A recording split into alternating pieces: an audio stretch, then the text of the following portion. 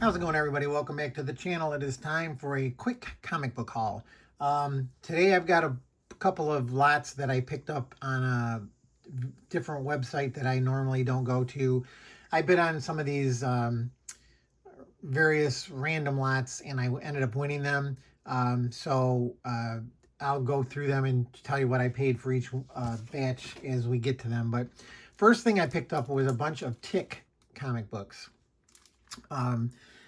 The original Tick from New England Comics. So I picked up a batch of them. They ended up being $3 a piece. So I got Tick number 1. This is the 4th printing.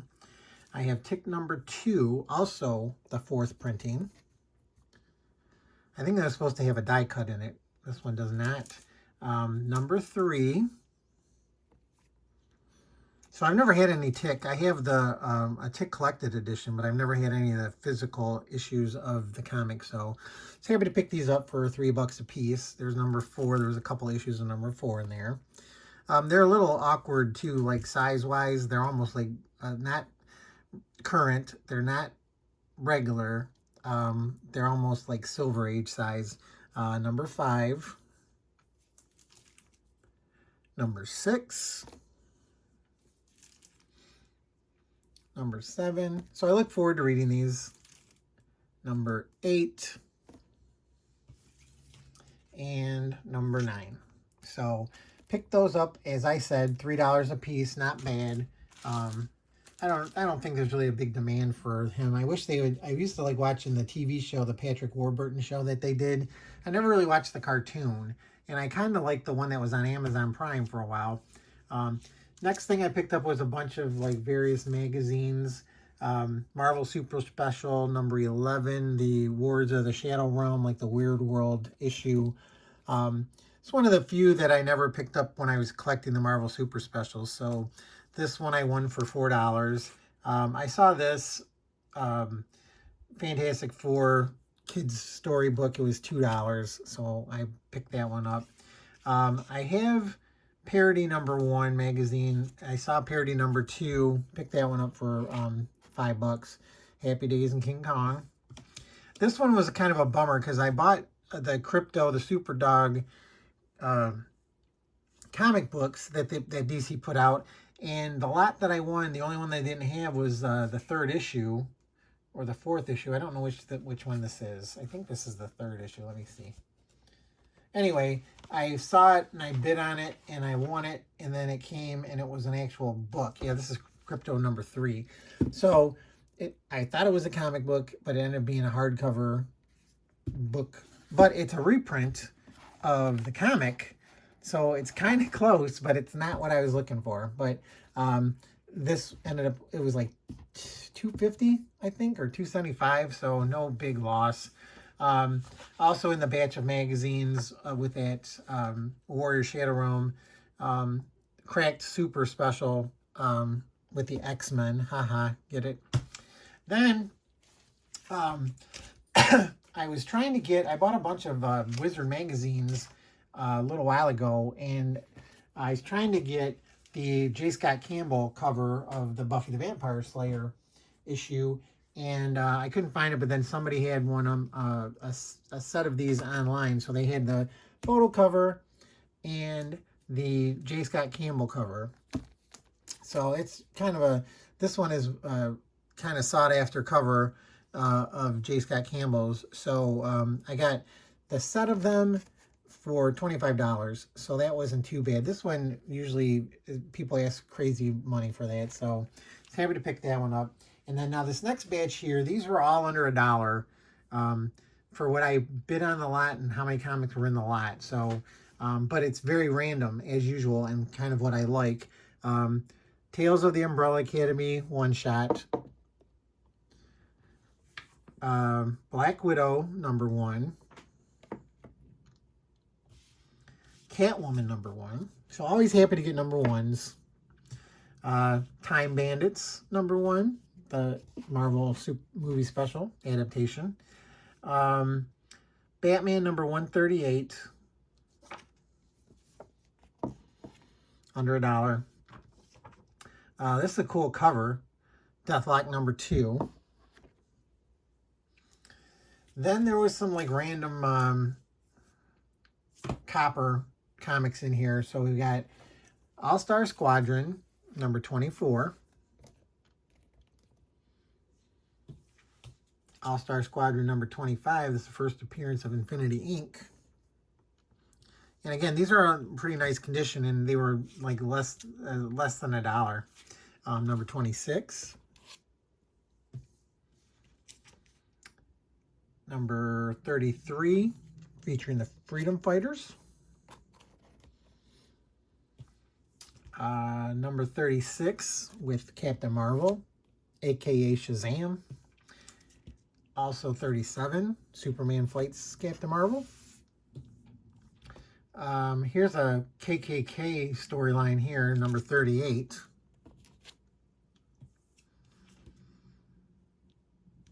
Continuation 39, I think. All-Star Squadron number 40. Race riots in Detroit. Hey, I live in Michigan. Then we have some rando, like there's a Fantastic Four in here, number 173 with a cool Jack Kirby Galactus cover. Man-Thing, number 3. Second series.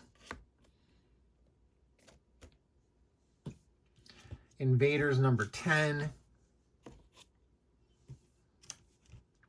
Scooby-Doo, the Hanna-Barbera Marvel Comics, issue number 3. This is in terrible condition, but it was under $1, so who cares? Trying to put that run together, too. Amazing Adventures, featuring War of the Worlds, Killraven, number 38. Killraven faces down some Marvel superheroes there. Another Fantastic Four, the first appearance on Guard, number 163. The Marvel Age 138, the tribute to Jack Kirby when he passed away. A Marvel Milestones edition of X-Men number 1. That's the second printing. It's got a different price on it, and it's like a duller kind of cover there. Wonder Man, the one-shot with the Bill Sienkiewicz cover. This one was a cool, I didn't even know, this is a really cool random variant cover, but this is, I liked Star-Lord when he looked like that. When John Byrne did that magazine cover or magazine story with him, I used to love his helmet and the way he looked. And then this is obviously Star-Lord today, but it's a really cool I think it's Michael Golden cover. Then Legendary Star-Lord, Marvel Now, All New Young Guns variant, number 1. Oops. We've got an Inhumans, issue number 4. George Perez art in there. Man from Atlantis, number 1. Short-lived series, short-lived comic series, short-lived TV series. Patrick Duffy was the Man from Atlantis. The Terminatrix Objective Avengers, number 1. This one was hot for a minute, a couple years ago. Not anymore. Wonder Man, number 1, his ongoing series. I always see this when for some reason I pick it up. You know, the Wonder Man show's coming to Disney Plus, so we'll see how that goes. Dark Hawk, number 25. Cool foil cover there. Spirits of Vengeance, Ghost Rider and Blaze, number 1, still in the poly bag. And Avengers Finale with a nice Neil Adams cover. And again, these were all less than $1. The Avengers Prestige format special edition reprint of the Kree Skrull War with Neil Adams artwork in there. And then Machine Man number 2. So again, these are all under $1, and I mean they're in really, really, really nice shape. And then the last batch here, we've got a couple of different lots. First one is these were $2 each.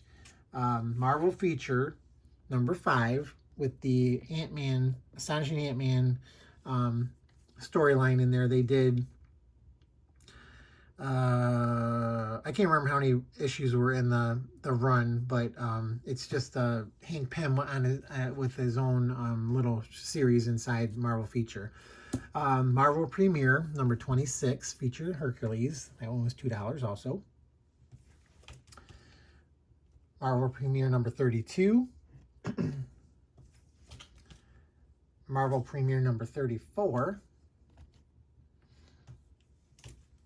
Marvel Premiere 3D Man number 35, featuring his origin. I still think that he's one of the coolest looking characters they came up with back then. I mean, when this came out, like Happy Days was really popular. The 50s were popular. So I just thought it was a really cool idea. Like the crippled guy puts on some 3D glasses and 3D Man comes out.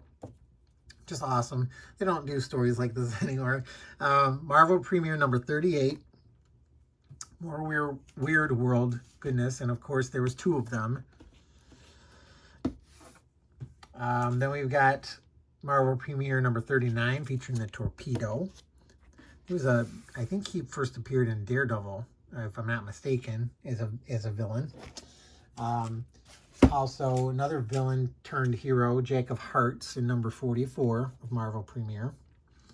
And again, for $2, I mean, it's really cool. And I'm going to try, I have a lot of Marvel Premieres, so I think I might actually be able to complete the run.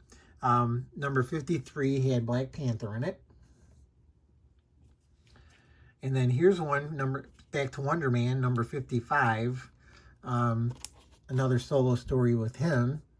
This came before that special I showed you, and then also obviously before his ongoing series that he had. Marvel Spotlight, I got a number 7 with Star-Lord. Number 9 with Captain Universe. It's another one that was really popular or worth a lot more than it is now. Marvel Spotlight number 30 with the Warriors 3 from Thor. And then Marvel Spotlight number 31, Nick Fury, Agent of S.H.I.E.L.D.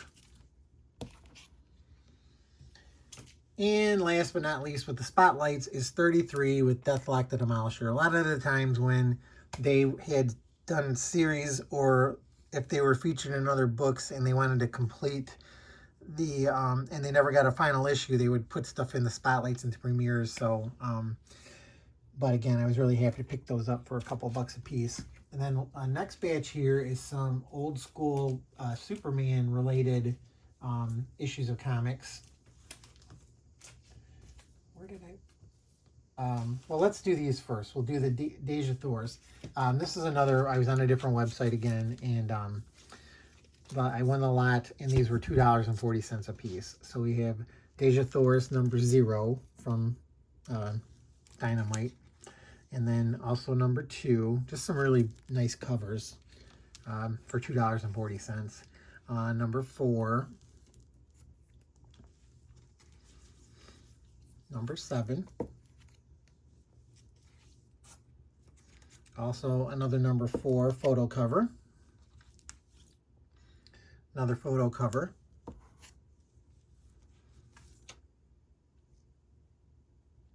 Dejah Thoris and the White Apes of Mars, number 1. It's a sideways cover there. And White Apes of Mars, number 3. So got those, and like I said, those were $2.40 a piece. And then the last batch here was a run of Superman comics, and they had some older, like Bronze Age books mixed in a lot, and some Copper Age. So we have the classic story annual Superman number 11 for the Man Who Has Everything. They did a cartoon based on this too. Superman gets that opens his present, and it's that plant, and it gets into his head, and he dreams about still never living on Krypton. So it's a really cool story. If you guys never read it, I highly recommend it. Also in the lot, and these were also $2 a piece. And I mean the whole, when I get to the other ones, I'll show you. But so DC Comics Presents number 85, Alan Moore writes Superman in the Swamp Thing, in that series there for $2. Superman number 423. I think that was the last issue of Superman before John Byrne took it over. Action Comics 583. So I think these two go together. I think they're both written by Alan Moore. And then the Heroes for Hunger book that DC put out to try and raise awareness and funds for hunger in Africa.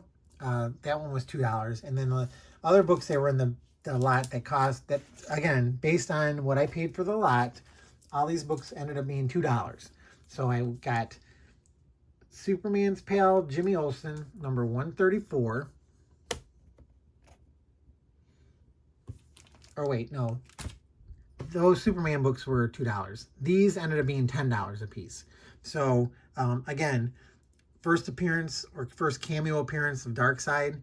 I've been trying to get this one forever, and I got it for $10 in this lot. And then also, 135 was in there for $10. 136 this is a beautiful condition copy. 137, not so much. 138. And for some reason, every time somebody has some old school Jimmy Olsen comics, they always have the Don Rickles version, or Don Rickles copy. This one was in there too. So they were all $10 a piece, but I was super pumped to pick up these two for $10 a piece. I already have this one, but I always have wanted to get the first Darkseid cameo. So really happy to pick those up for $10 a piece. Hopefully you guys enjoyed the video. If you did, please hit the like button. If you haven't subscribed to my channel, please consider subscribing. Also, if you know of anybody that likes comic book haul videos, send them over to my channel. Let them know that I exist. Maybe they'll subscribe too. But I want to thank everybody for watching. Thank all my subscribers I do have. The whole point of my channel is just to show off comics and share my love of comics. I've been collecting them forever. And also I like to let people know that you can definitely find some deals out there if you just look around. There's more places to look than just eBay or like your local comic shop. But there's a million different kinds of auction sites out there. Just look around. You'll be surprised on what you find when you investigate the internet. But other than that, thanks again for watching, everybody. Hope you liked the video. Good luck out there hunting for comics, and I will catch you all next time. Bye.